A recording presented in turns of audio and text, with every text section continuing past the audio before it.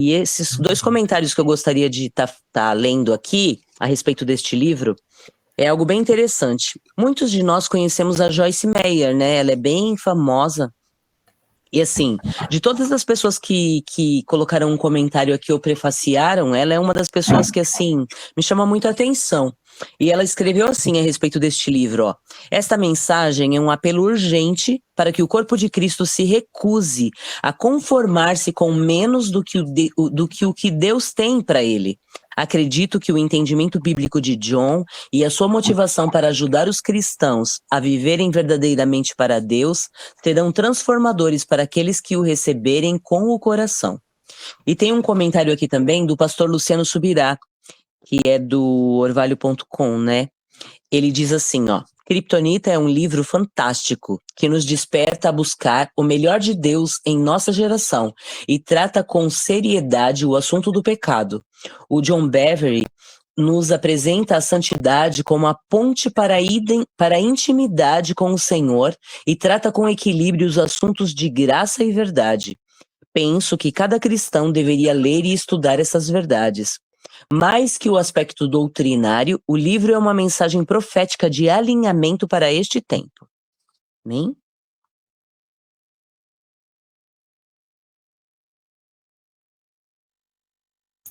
Amém. Vou iniciar aqui, então. Na minha vida. Introdução. Talvez isso o surpreenda, mas eu nunca antes na minha vida quis parar de escrever um livro tantas vezes. Vou explicar no instante, mas primeiramente, como um livro intitulado Kryptonita aplica-se a seguidores de Cristo? Permita-me uma breve explicação. A maioria de nós conhece a palavra Kryptonita através da história fictícia do Super-Homem, o que já praticamente tornou-se um folclore norte-americano. Foi originalmente escrito pelos amigos do ensino médio Jerry Siegel e Joe Shuster e publicado pela primeira vez em quadrinhos em junho de 1938. O enredo de um herói benevolente que possuía superpoderes foi um perfeito antídoto na época da tirania nazista. A popularidade do Super-Homem cresceu exponencialmente e, eventualmente, foi lançado não apenas pela mídia impressa, mas também no rádio, na televisão e em filmes de sucesso. Após um tempo, as histórias se tornaram um pouco maçantes para os telespectadores devido à invulnerabilidade do Super-Homem. Isso motivou os escritores em 1940 a introduzir o que se tornaria a famosa substância chamada Kryptonita, um composto do planeta do Super-Homem capaz de neutralizar seus poderes super-humanos. Sob a influência da Kryptonita, o Super-Homem deixava de ser mais poderoso do que um ser humano. Como cristãos, há uma Kryptonita que neutraliza o poder e o caráter que recebemos de Deus. O que é? Como a reconhecemos? Como nos afeta individual e coletivamente? Como impede nossa eficácia e nossa capacidade de alcançar os perdidos? O que perdemos sob sua influência? Por que é facilmente camuflada? Essas são algumas perguntas abordadas neste livro. Esse é o 20º livro que escrevi com a ajuda e a direção do Espírito Santo. Como mencionei, durante o processo de escrevê-lo, quis desistir 5 ou 6 vezes. Por uma razão. Estava me deparando com questões na minha própria vida que eu não podia ignorar. Tive de perguntar a mim mesmo: estou me acomodando a viver abaixo do que fui criado para viver? Nós, a Igreja Coletiva, estamos verdadeiramente experimentando a presença e o poder de Deus para transformar as nossas comunidades? Na verdade, em algumas ocasiões, acordei e disse as seguintes palavras: Pai, não sei se gosto deste livro. Quero desistir de escrevê-lo. Toda vez eu sentia um firme não do Espírito Santo. Por fim, na última vez que disse isso, ele me garantiu que esta mensagem dará entendimento importante para impulsionar a formação de indivíduos, famílias e igrejas saudáveis globalmente. Os princípios desta mensagem podem transformar cidades inteiras. Após essa promessa, continuei escrevendo em fé. Quando cheguei à parte final do livro, os últimos 7 capítulos, o benefício se tornou mais claro. Eu não via somente a sabedoria desta mensagem, mas também a urgência dela. Agora, eu a considero uma das mensagens mais importantes entregues sob o meu nome.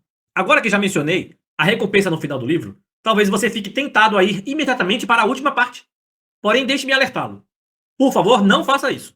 Se você pular as 3 primeiras partes, o impacto da 4ª parte será significativamente diminuído. Isso pode ser comparado a entrar numa sessão de cinema durante os últimos 20 minutos e assistir apenas o clímax do filme. O impacto não chegaria nem perto de ser tão forte quanto se você tivesse assistido desde o início. Aqueles que assistem desde o início choram, gritam ou celebram. Você, por outro lado, pensaria até por que as pessoas gostaram tanto assim do filme. Esse livro é composto por 28 capítulos, em 4 partes, que contém 7 capítulos cada. Isso foi feito intencionalmente, para ajudar os leitores que têm uma vida ocupada. Você pode levar de 10 a 15 minutos lendo um capítulo por dia durante 4 semanas. Ou pode ler um capítulo por semana para uma leitura de aproximadamente 6 meses. Ou pode ler conforme geralmente lê livros. O nosso objetivo é fazer com que a mensagem se adeque ao calendário de leitura que funcione melhor para você. Por fim, essa mensagem precisa ser encarada como uma jornada. Uma jornada que oferece proteção contra a criptonita e revelações que influenciarão o seu mundo. Antes de começarmos, vamos orar e pedir ao Espírito Santo que abra os nossos olhos para enxergarmos a sabedoria do céu que nos fortalece para cumprir o nosso destino na terra. Pai, em nome de Jesus, abre os meus olhos, ouvidos e coração para ver, ouvir e perceber a tua vontade para a minha vida. Espírito Santo, ensina-me profundamente os caminhos de Jesus enquanto ouço essa mensagem. Eu te vejo como um professor. Que o Senhor fale comigo através de cada frase deste livro. E que a minha vida seja para sempre transformada. Amém.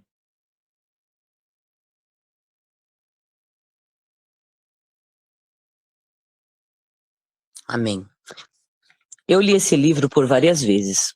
A primeira vez que eu fui apresentada a ele, ele veio nas minhas mãos em 2018, através de uma jornalista amiga minha, que ela leu o livro, foi impactada, e ela me deu ele de presente, e nós fizemos o estudo juntas, isso em 2018. Depois eu li ele em 2021, 2023 e 2024. E essa é a quinta vez que eu tô vendo esse livro. E aqui, como eu li lá no início, né, tem algum comentário a respeito do livro pela Joyce Meyer, tem outro comentário pelo pastor Luciano Subirá, nomes assim conhecidos, né, nossos conhecidos. Tem vários outros nomes também que citam e falam a respeito deste livro. Por exemplo, o fundador da Hillsong, pessoas que são assim famosas, né?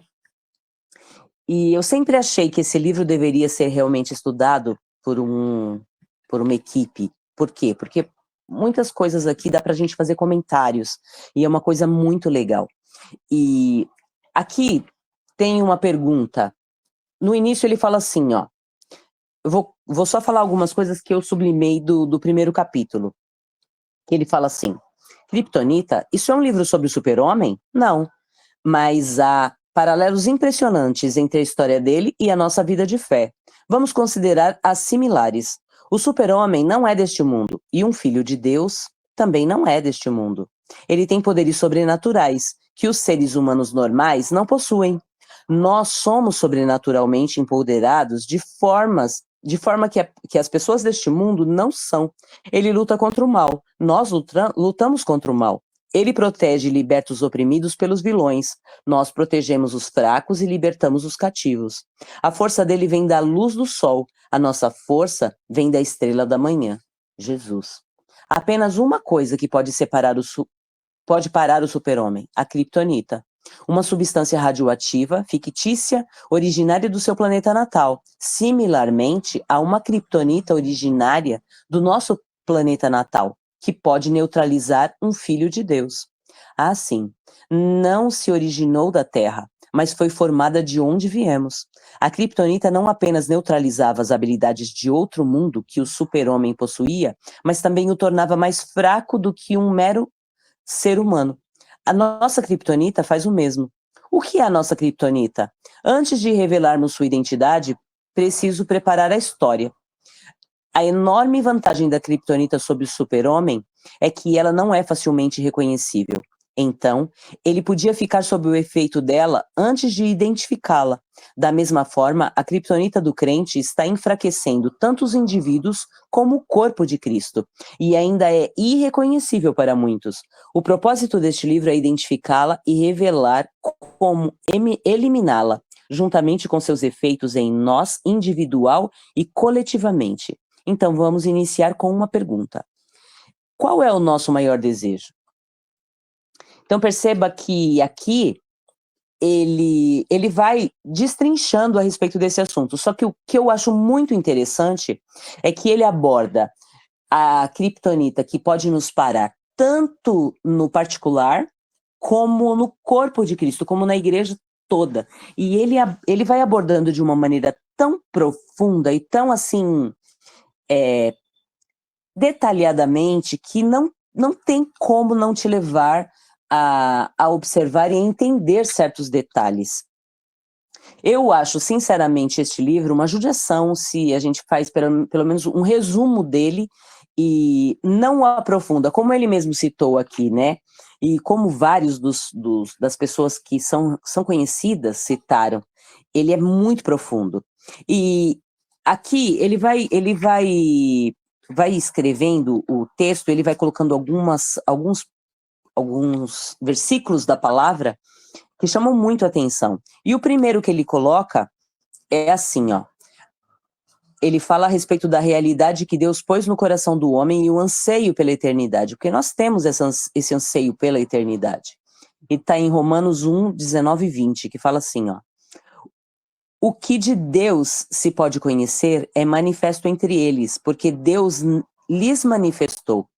Pois desde a criação do mundo, os atributos invisíveis de Deus, seu eterno poder e a sua natureza divina têm sido vistos claramente, sendo compreendidos por meio das coisas criadas. Ele é onisciente, onipotente e onipresente. É imensurável e incomparável as coisas que o Senhor pode fazer. Ele é muito poderoso. Ele é um dos seres mais poderosos do universo. E existem seres também poderosos chamados serafins. E aqui ele vai citando a respeito disso. Eu não sei como que nós podemos fazer com que ele fique tão atrativo quanto para esse nosso estudo. A irmã Flávia quer falar algo? Só um minutinho, peraí.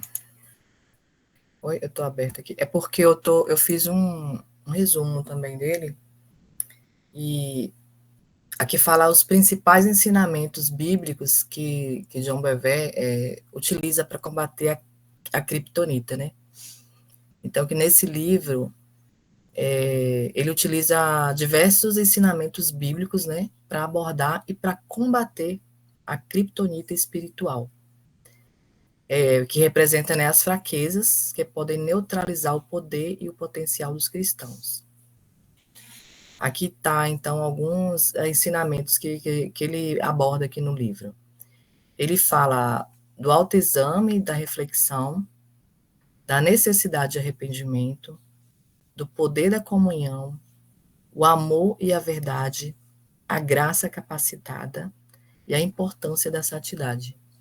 Então, aqui ele traz a importância do arrependimento, né, que são baseados em passagens bíblicas, que fala da necessidade de se voltar para Deus, de abandonar os comportamentos pecaminosos, né, e ele fala também que o arrependimento é visto como um passo, né, muito importante para restaurar, né, a comunhão com Deus. E aqui falando do autoexame, ele cita aqui, segundo Coríntios 3, 13 e 5, que encoraja ali os cristãos, né, a examinarem e ver se estão na fé, né, se estão praticando a fé. É o que a gente fala, né, não apenas ler a palavra, mas praticar.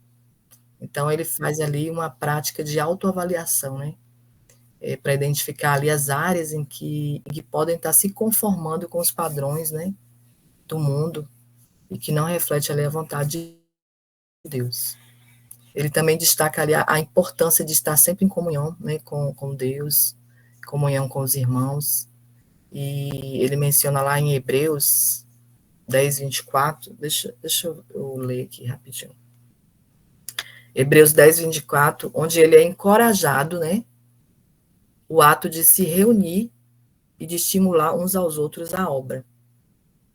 Então, a comunhão ajuda a fortalecer a fé, né, a resistir às influências negativas, né?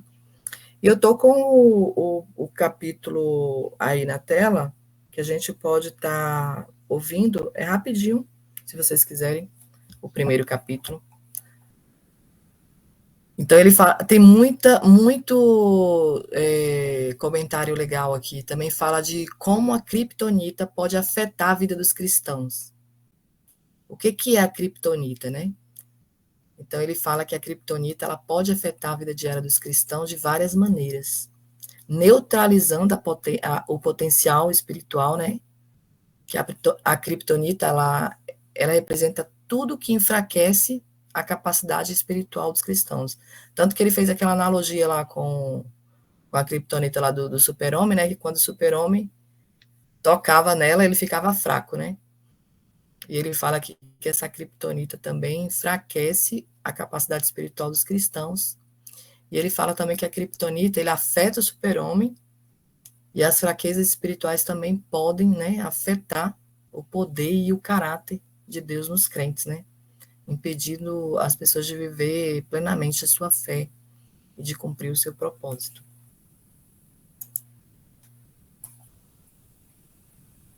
Eu acho bem interessante se nós ouvíssemos o primeiro capítulo. E a gente podia comentar a respeito, né? Sim, vamos. Eu vou tirar aqui o livro. Vou tirar aqui, peraí.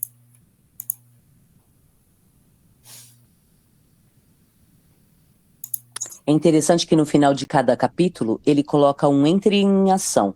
E ali ele te dá como tarefas, né, para você fazer, o que você deve fazer e algumas coisas para você pensar a respeito. É muito legal.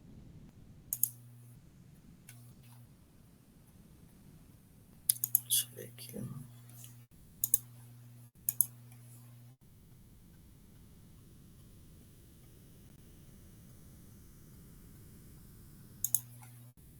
Vou colocar no 1.5, tá, meninas? Pode ser?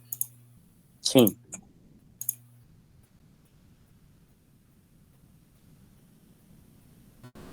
Parte 1. O poder do 1. Capítulo 1. A pergunta evitada. Nota especial do autor. Querido ouvinte, se você ainda não o fez, eu recomendo fortemente que ouça a introdução. Irá ajudar a estabelecer a mensagem. Aproveite a jornada. Kryptonita? Isso é um livro sobre o super-homem? Não. Mas há paralelos impressionantes entre a história dele e a nossa vida de fé. Vamos considerar as similaridades. O super-homem não é deste mundo. Um filho de Deus não é deste mundo. Ele tem poderes sobrenaturais que os seres humanos normais não possuem. Nós somos sobrenaturalmente empoderados de formas que as pessoas deste mundo não são. Ele luta contra o mal. Nós lutamos contra o mal. Ele protege e liberta os oprimidos pelos vilões. Nós protegemos os fracos e libertamos os cativos. A força dele vem da luz do sol. A nossa força vem da estrela da manhã, Jesus. Há apenas uma coisa que pode parar o super-homem: a criptonita. Uma substância radioativa fictícia originária de seu planeta natal. Similarmente, há uma criptonita originária do nosso planeta natal que pode neutralizar um filho de Deus. Ah, sim, mas não se originou na Terra, mas foi formada de onde viemos. A criptonita não apenas neutraliza as habilidades de outro mundo que o super-homem possuía, mas também o tornava mais fraco do que um mero ser humano. A nossa criptonita faz o mesmo. O que é a nossa criptonita? Antes de revelarmos sua identidade, preciso preparar a história. A enorme vantagem da criptonita sobre o super-homem é que ela não é facilmente reconhecível. Então, ele podia ficar sobre os efeitos dela antes de identificá-la. Da mesma forma, a criptonita do crente está enfraquecendo tanto os indivíduos como o corpo de Cristo, e ainda é irreconhecível para muitos. O propósito deste livro é identificá-la e revelar como eliminá-la juntamente com seus efeitos em nós, individual e coletivamente. Então vamos iniciar com uma pergunta. O maior desejo. Qual é o nosso maior desejo? Eu digo nosso, porque, falando a verdade, é o mesmo para cada um de nós. É ser bem-sucedido? Ser o melhor da nossa área? Ser popular? Ter um casamento feliz, ter grandes amigos? Fazer parte de uma comunidade alegre? Ser saudável? Ou ter recursos suficientes para fazer o que quiser? Cada uma dessas coisas é atraente, e a maioria é até necessária. Mas será que identificam o nosso maior desejo? Será que não conhecemos pessoas que possuem todas essas coisas e ainda assim se sentem vazias? Não escutamos histórias de atores, presidentes de empresas, atletas, profissionais, líderes governamentais e outros que alcançaram o que a sociedade considera o auge do sucesso na vida, mas ainda sentem como se lhes faltasse algo? Em seu vazio, alguns voltam-se para as drogas, o álcool, buscas exóticas ou casos extraconjugais. Alguns ainda voltam-se para a religião, a espiritualidade da nova era ou o ocultismo, tentando preencher o vazio que corrói seu interior. Se formos sinceros, lá no fundo todos nós sabemos que há mais. A verdadeira satisfação que todo homem e toda mulher anseiam, percebam eles ou não, pode ser encontrada apenas em um relacionamento íntimo com o nosso Criador. Não importa o que você pensa sobre Deus. Ele é o seu anseio mais profundo. O contentamento e o preenchimento que todos os seres humanos buscam pode ser encontrado somente ao reconciliar-se com o nosso Criador. A realidade é que Deus pôs no coração do homem o anseio pela eternidade. Eclesiastes, capítulo 3, versículo 11. A menos que o engano tenha ganhado o controle sobre nós, iremos instintivamente ansiar pelo Rei eterno em nosso coração. Ver 1 Timóteo, capítulo 1, versículo 17. A palavra de Deus a respeito de todo ser humano é: o que de Deus se pode conhecer é manifesto entre eles, porque Deus lhes manifestou. Pois, desde a criação do mundo, os atributos invisíveis de Deus, seu eterno poder e sua natureza divina, têm sido vistos claramente sendo compreendidos por meio das coisas criadas. Romanos, capítulo 1, versículos 19 e 20. Deus não é desconhecido a qualquer ser humano. Se um homem ou mulher forem sinceros, irão admitir que, em algum ponto de sua vida, houve um desejo profundo de conhecer a Deus.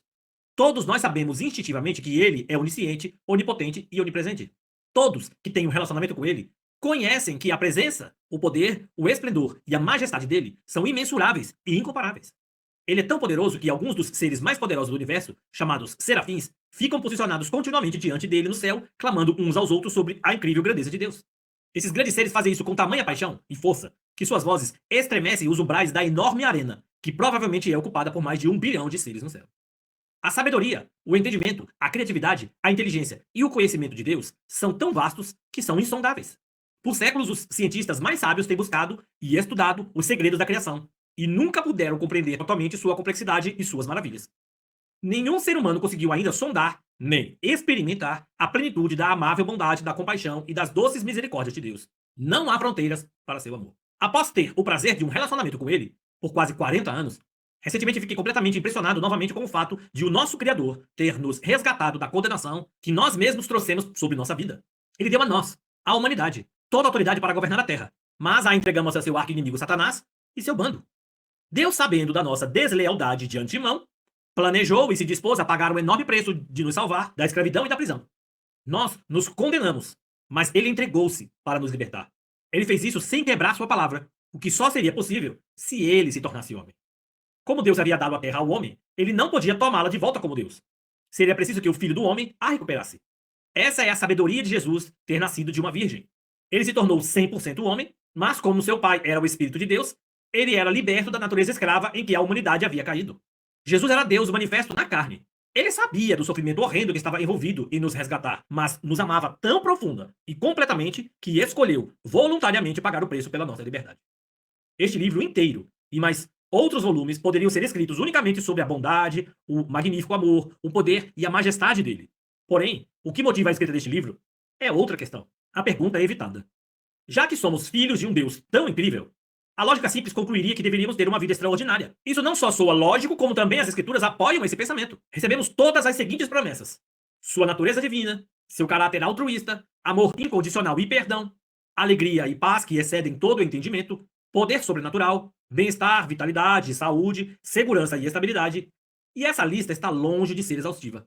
Tem mais. Também nos foi prometido sabedoria divina, conhecimento, entendimento, ingenuidade, discernimento aguçado e criatividade. Todas elas são destinadas a produzir frutos e sucesso naquilo que empreendemos. Em resumo, os atributos encontrados no céu nos foram prometidos. Lembre-se, Jesus declara enfaticamente que seu reino está entre nós. Portanto, sua vontade deveria ser feita na terra assim como é feita no céu. No entanto, essas qualidades não parecem estar sendo manifestadas em um nível macro, nem individual. Se formos sinceros na nossa avaliação, será que vemos uma diferença significativa entre o povo de Deus e as pessoas do mundo? Os seguidores de Jesus se destacam. Brilhamos como luz em meio a uma geração obscura. Considere o nosso índice de divórcio.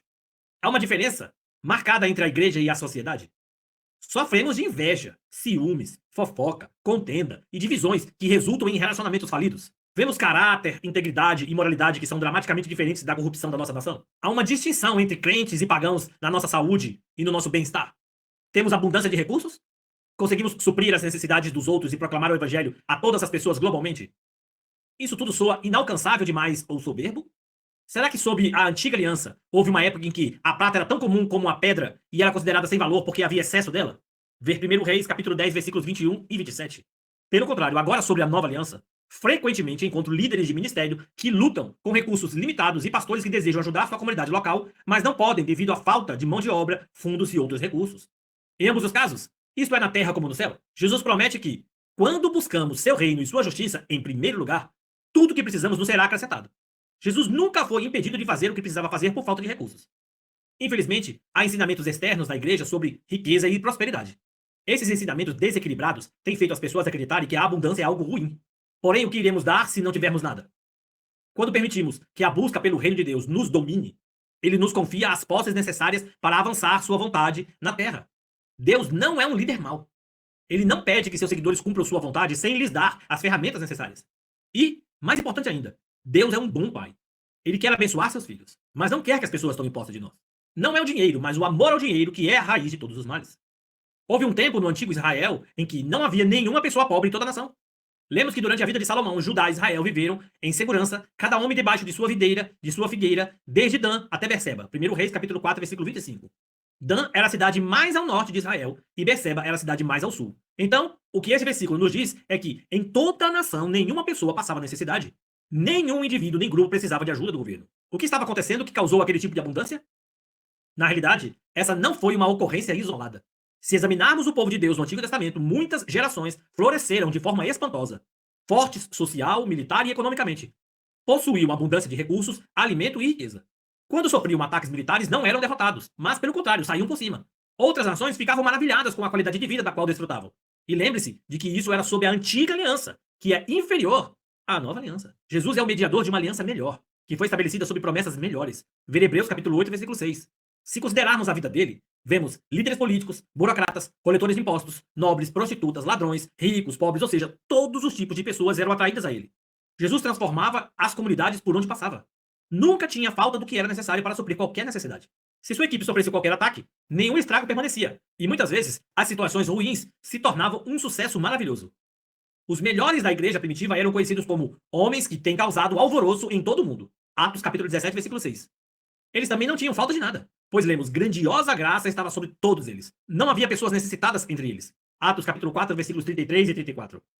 Eram tão diferentes que frequentemente tinham de convencer oficiais militares e líderes locais de que não eram deuses e não deveriam ser adorados. Cidadãos deste mundo os viam como os super-homens e super-mulheres daquela geração. Eles eliminavam doenças e enfermidades daqueles que sofriam. Brilhavam como uma forte luz em meio a uma geração perdida na escuridão. Insisto em perguntar mais uma vez. Será que o nosso estilo de vida difere significativamente do estilo de vida da nossa sociedade? A nossa vida brilha tão forte que somos vistos como o distinto povo de Deus? Temos dado desculpas e alterado a nossa teologia contra o que as Escrituras claramente ensinam para explicar por que essas promessas foram feitas apenas para a época do Novo Testamento e depois ficaram para trás? Os autores do Novo Testamento nos dão as respostas, mas nós evitamos responder essas perguntas difíceis. E se realmente ouvíssemos o que as Escrituras nos dizem? Não estou apontando o dedo aqui, mas apenas pedindo que consideremos essa pergunta. Isso é que venha o teu reino, seja feita a tua vontade assim na terra como no céu? Não podemos ignorar as palavras de Jesus. O reino de Deus está entre vocês. Lucas 17, 21. O reino dele está aqui, no corpo de Cristo. Estamos vivendo na nossa geração assim como Jesus viveu na dele. Somos instruídos. Aquele que afirma que permanece nele deve andar como ele andou. 1 João, capítulo 2, versículo 6. Será que somos tão eficazes como a igreja primitiva era em alcançar o mundo? Estamos vendo regiões inteiras ouvir a palavra de Deus em apenas 2 anos? Ver Atos 19, versículo 10. Lembre-se, eles não tinham internet, Facebook ou outras redes sociais, nem televisão, nem rádio. No entanto, toda pessoa, não uma cidade ou nação, mas numa região inteira, ouviu o evangelho. É isso que estamos vivendo? Sejamos sinceros na nossa avaliação.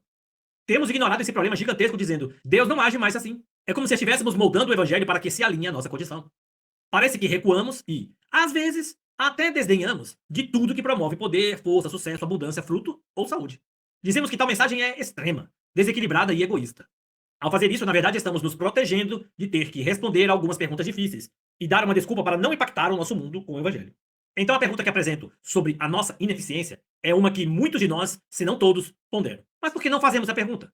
Porque não estamos buscando a resposta? Será que a nossa hesitação se deve ao fato de que fazer a pergunta irá revelar questões com as quais não estamos dispostos a lidar? Porém, se não perguntarmos e tomarmos ação a partir das respostas, permaneceremos muito abaixo do nível de vida para o qual fomos chamados e recebemos como promessa. Tendo estado no ministério há mais de 35 anos e prestes a chegar à casa dos 60 anos de idade, estou pronto e disposto a abordar essa questão. Na realidade, sinto um impulso divino para confrontar este assunto. Creio que, se abordarmos essa questão com a sinceridade da palavra de Deus, a abundância de vida para a qual fomos chamados será destravada. Se você, assim como eu, gostaria de respostas, então mergulhemos juntos nessa jornada baseada nas Escrituras. Não será rápida e talvez seja dolorosa algumas vezes, assim como quando um cirurgião opera um procedimento complexo. O médico se importa com seu paciente e executa os passos necessários para salvar a vida do paciente. O Espírito Santo se importa profundamente conosco. Mais do que qualquer outro cirurgião, tanto no nível individual quanto coletivo, tenha esse pensamento em mente durante alguns capítulos mais difíceis que iremos encontrar. O resultado final será força, saúde, vida, amor e vitalidade. Creio que as respostas têm o potencial de mudar o curso das nossas vidas, comunidades e desta geração. Se você está comigo, então avante. Entre em ação. Deus nos alerta em Tiago, capítulo 1, versículo 22. Sejam praticantes da palavra e não apenas ouvintes, enganando-se a si mesmos. Assim nos diz que, se ouvirmos uma palavra de Deus, através das Escrituras, do Espírito Santo ou da pregação confiável de alguém, mas falharmos em agir de acordo com ela, na verdade estaremos enganando a nós mesmos. A prova de que acreditamos em algo não é quando concordamos com o que alguém nos ensina. É quando agimos de acordo com aquilo que nos foi ensinado. É por isso que essas atividades, ao final de cada capítulo, são tão importantes.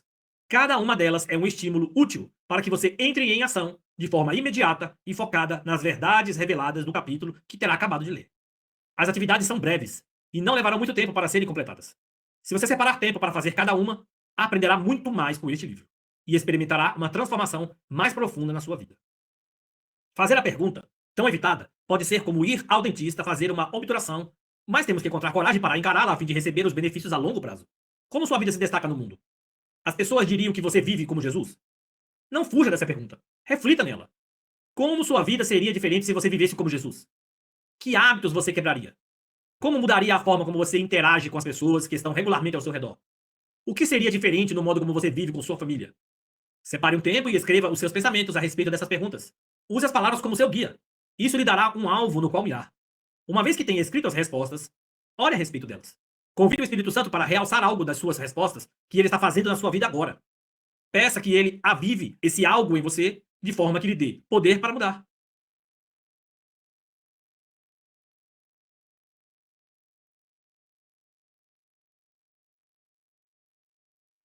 Na minha vida, fazem 7 anos que eu li este capítulo, né? E eu reli ele por várias vezes. E eu acho muito interessante quando nós vamos ver algo que nós já vimos, que para o nosso cérebro não é tão interessante assim. Perceba que as primeiras palavras deste capítulo eu já tinha lido, e nós ouvimos novamente ele falando. Então, para mim, não sei qual a impressão que você tem, mas quando nós vamos ouvir algo que a gente já ouviu, parece repetitivo, parece algo assim, meio sem conexão. Para que eu vou ouvir isso de novo? Dá-se essa impressão, talvez. Essa mesma impressão nós temos muitas vezes da palavra, quando nós vamos ler e reler a Bíblia por várias vezes. E este autor, ele tem algumas pregações a respeito deste livro, por exemplo, na Batista da Lagoinha, ele trouxe essa pregação, e é algo muito forte. E ele também é autor de um best-seller chamado A Isca de Satanás. É algo muito potente. Se você ouvir essa pregação que ele tem na internet, também é muito bom. E aqui, ele traz essa pergunta, né? Como que a nossa vida tem se destacado no mundo? As pessoas diriam que você vive como Jesus? Então eu percebo as diferenças na minha vida há 7 anos do que eu tenho feito, as coisas que eu li deste livro que me chamaram a atenção e que eu resolvi mudar, e eu fui tendo alterações na minha vida. E muitas vezes as pessoas falam assim, poxa, você é uma bênção. Só que não olha qual foi o seu trajeto até chegar a essa bênção que você está. E de repente a pessoa não sabe quantas são as suas guerras internas para você também alterar, né? Para você mudar algumas coisas que você ainda acha de errado em você e você quer alterar isso.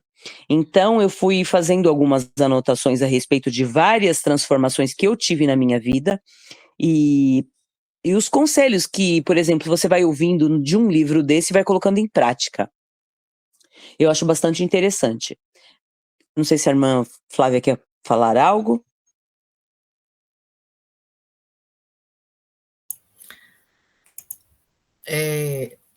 Não, é mais sobre esse, que ele falou sobre o papel, né, do Espírito Santo, né, que ele destacou ali que o Espírito Santo, como mencionado em Atos 1:8, né, onde os discípulos eles recebem poder e são cheios do Espírito Santo. Então, essa capacitação divina também, ela resiste, né, às nossas fraquezas, né, e ela nos dá mais poder para viver uma vida bem vitoriosa, né.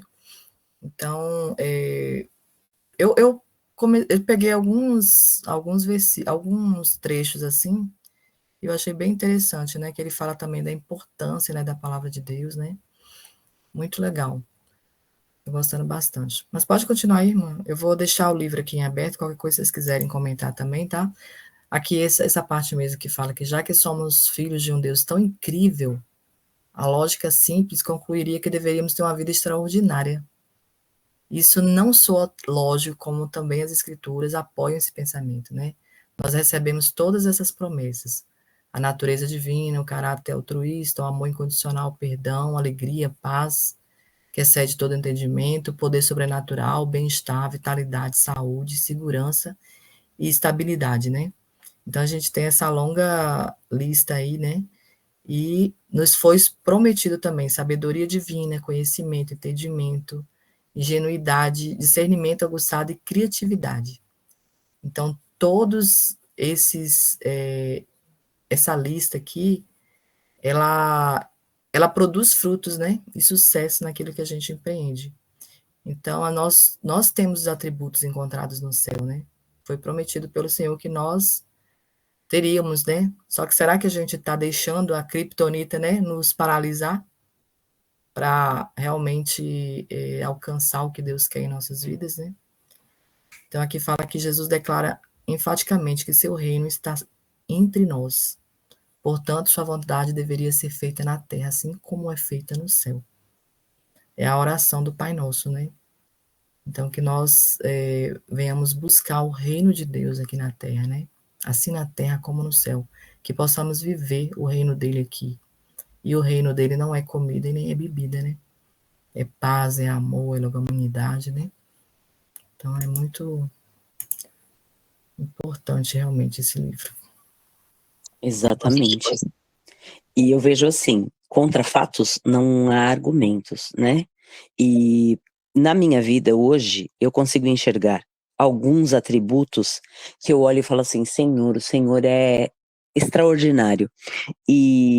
Mas da onde vem isso? De uma busca, né? De um praticar da palavra, de um abandonar, né? Dessa criptonita que muitas vezes nos enfraquece. É o abandonar diário. Neste grupo de estudo aqui que nós temos, que é maravilhoso, lógico, há 7 anos atrás eu não os conhecia.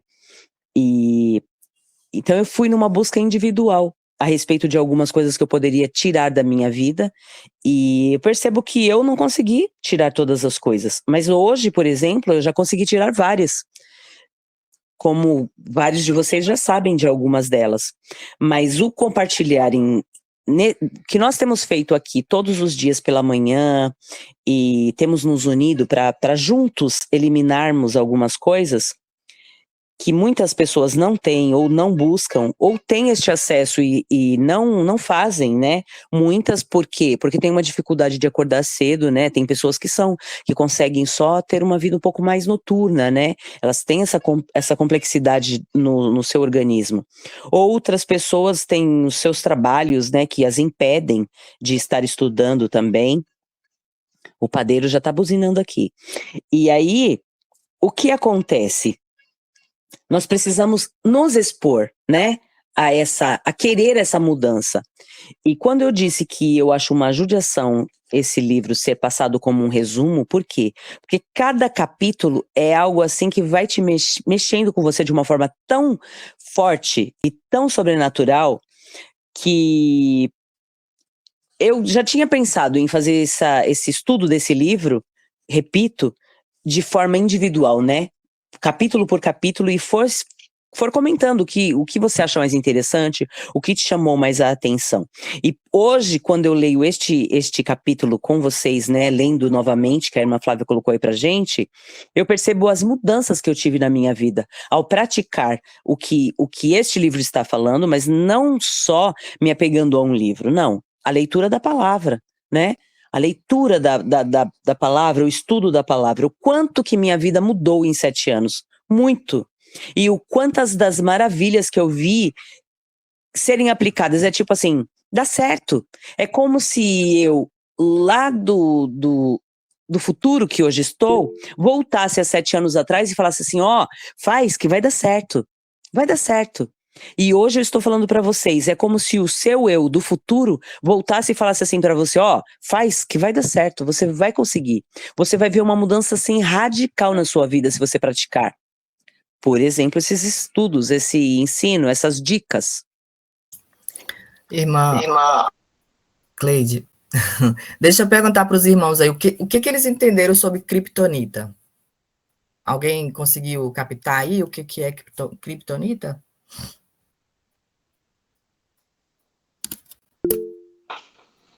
Pode falar. Eu estou ainda processando tudo isso, né? Porque olha só como é que são as coisas. A procrastinação mata a gente na unha, né? Eu tenho esse livro já há alguns anos que eu comprei e louca para ler. Eu tentei já começar a lê-lo umas 3 vezes. Eu não consigo sair da introdução, gente. É uma coisa tão absurda. Sem contar pelo fato de que realmente eu não gosto de ler. Então, Eu eu gosto procuro... muito de ouvir, irmã Cláudia. Ontem eu vi o primeiro e o segundo Ai, capítulo à eu, noite. eu gostei dessa ideia de vocês, que eu nunca ouvi, né? O Aham. audiobook eu nunca fui atrás, mas eu comecei a gostar porque eu tenho recebido muitas pregações para assistir. Várias pessoas têm me mandado pregações diferentes, que têm enriquecido muito o meu dia. Mas o que eu queria compartilhar com vocês, enquanto as irmãs estavam lendo e falando das suas experiências, né? E o que é a criptonita, até agora, isso me veio muito forte. E eu queria te pedir um favor, Flávia, ou quem puder. Coloca para mim os frutos do Espírito. Esse é o nosso segredo. Deus nos deixou tantos segredos. Ela volta ocupada agora. Deus nos deixou tantos segredos para vivermos uma vida plena com Ele, né? Entre tantos, a gente pode citar, e acho que todo mundo aqui tem várias experiências com a Bíblia. Deuteronômio 28 é uma coisa que regra muito a nossa vida, para o bem e para o mal. E o fruto do Espírito Santo é o segredo da nossa criptonita, de viver uma vida plena com Deus. Se você, Cleide, você pode ler para mim, por favor, que tem uma gordinha aqui que não está me deixando... Sim. É Gálatas 5:22, né?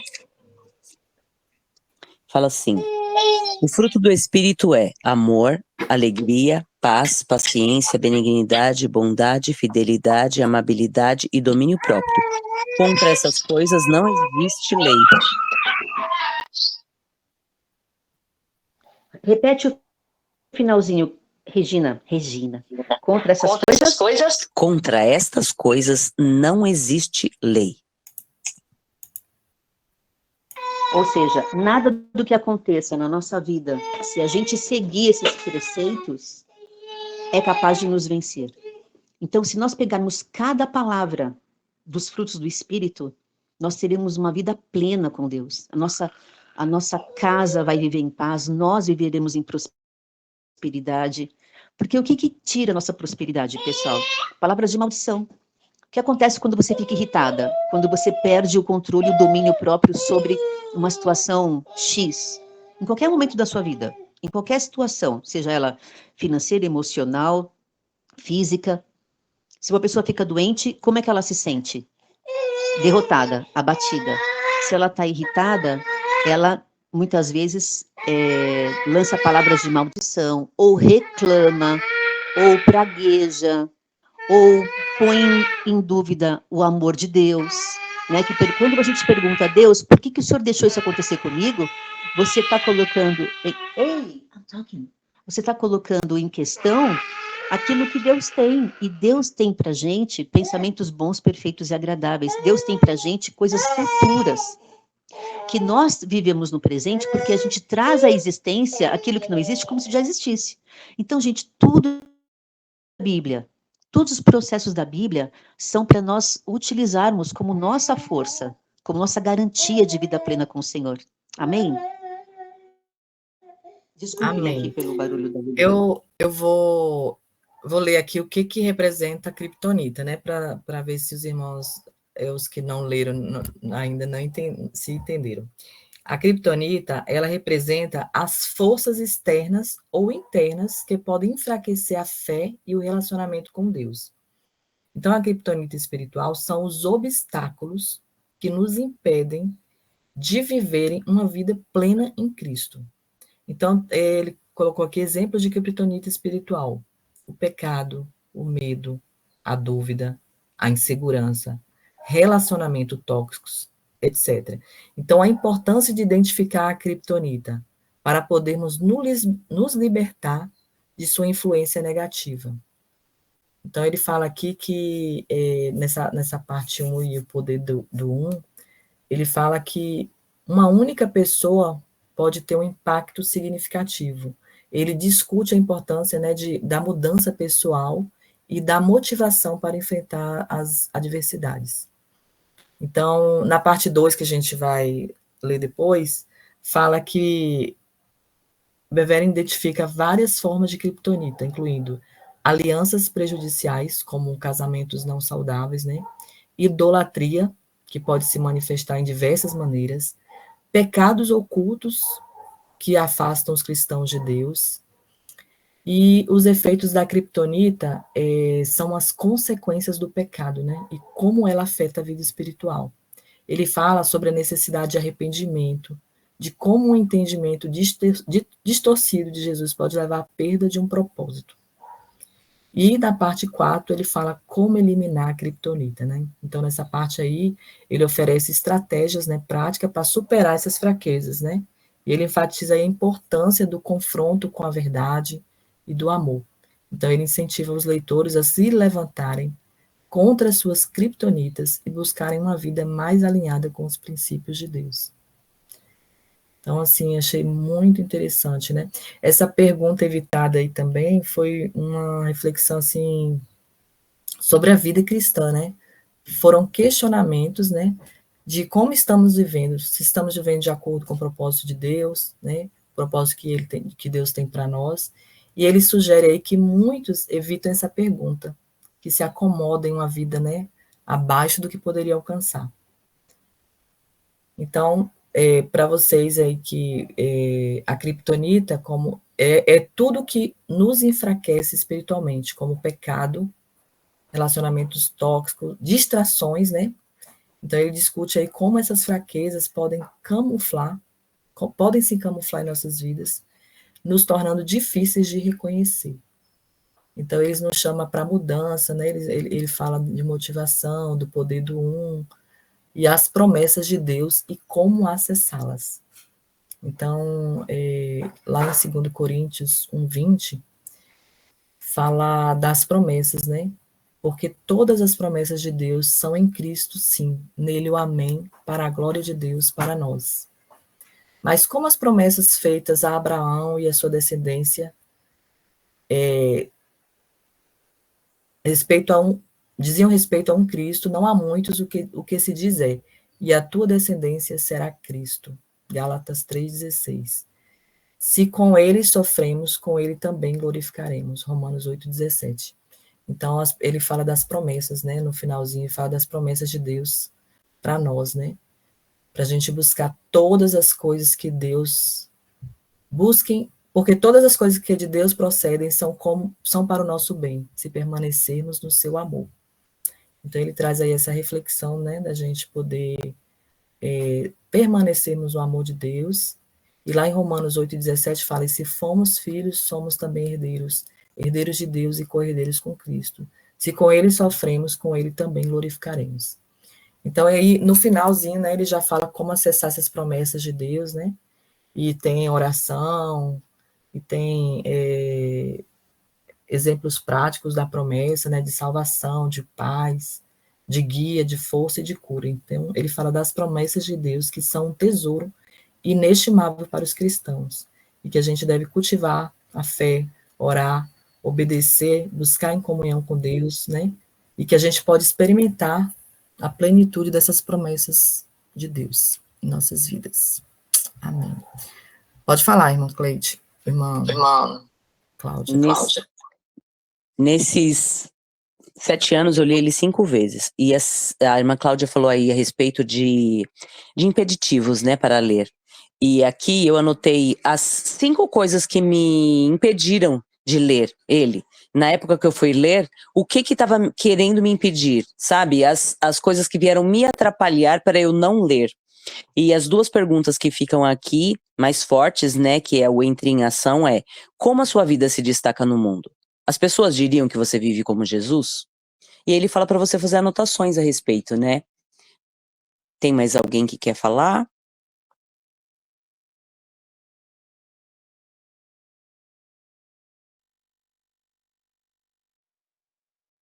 Eu acharia interessante que nós fizéssemos, né, nossas próprias perguntas, de repente, e eu não sei qual é o interesse da gente continuar lendo ele, os outros capítulos e estudando, como é que vai ser feito, né? A próxima sexta a gente pode continuar no segundo capítulo, né? Se por acaso o convidado de Maiara for fazer, né? E a gente deixa para seguir.